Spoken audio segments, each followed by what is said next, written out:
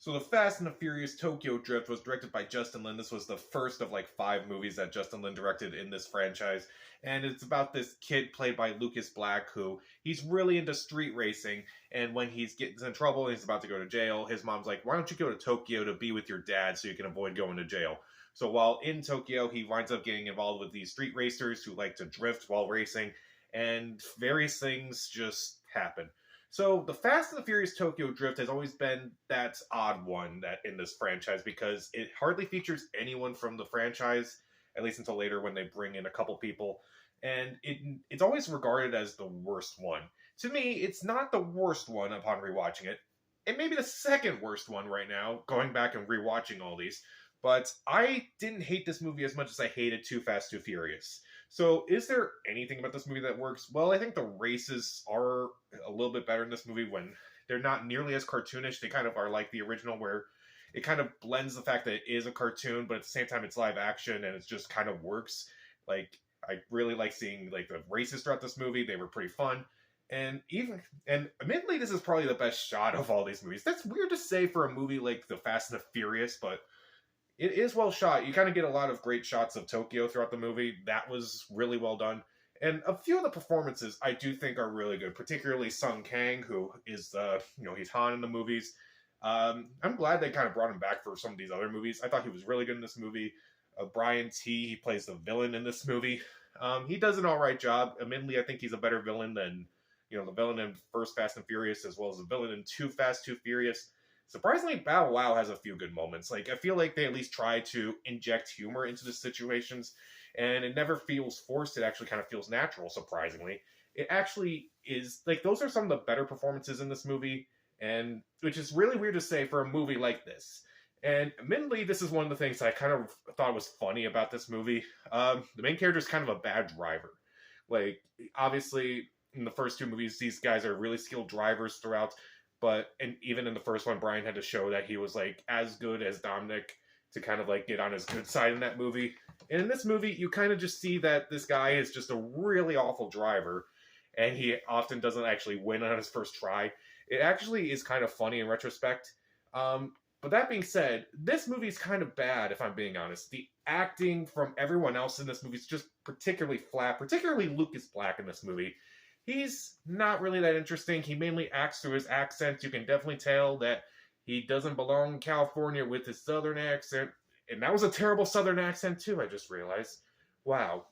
He really doesn't fit in. He doesn't really fit in California. Rarely fits in Tokyo. He's pretty bad in this movie. He doesn't really have much of a character. The dialogue in this movie is just atrocious. Like, there's this, in the opening scene, this bully surprisingly played by one of the kids from Home Improvement. I didn't realize that until I rewatched it. But he's challenged by this kid from Home Improvement to a street race because I guess his girlfriend was kind of hitting on Lucas Black in this movie. And then right before they race, the girl's like, I'm paraphrasing, but like, whoever wins me. I'm like, oh my god. Even by 2006 standards, that is just awful. Yeah, I know this series doesn't really treat women well, but now they're just saying it. And it actually, I think that's worse in retrospect. And I feel like the main issue with this movie is that it takes itself a little too seriously at times. Particularly Lucas Black's acting. Pretty much everything just feels like it's super serious all the time. When some of the actors do at least try to crack jokes, again, Bow Wow, that's when it actually kind of made it better. But the fact that they take this movie that is about drag racing and they try to turn it into something dramatic and serious, it just doesn't work for me.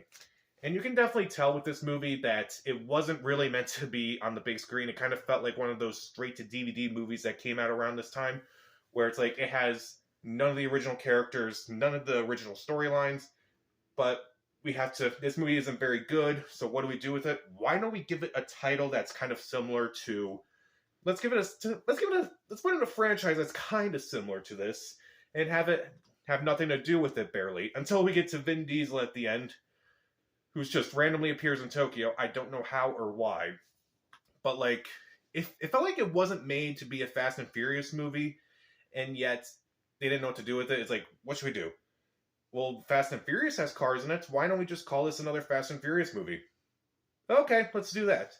And somehow they got Vin Diesel to do a cameo in this movie, which, how is that even possible? Okay, when did he show up in Tokyo? When did he meet Han? It was probably mentioned in one of the other movies, but I've forgotten most of them, even though I have the Blu-rays. So, Fast and Furious Tokyo Drift, while it may not be as bad as I remember, it's still pretty bad. The actual car races are really good, and some of the performances are pretty good, and it does look pretty good. And even though I don't really like some of the acting, some of the dialogue is really cringy, and I feel like it just took itself too seriously, and it does have that straight to DVD quality. Yeah, it doesn't. I don't really recommend this movie. I'll give Tokyo Drift 1.5 out of 4 stars. Stream it.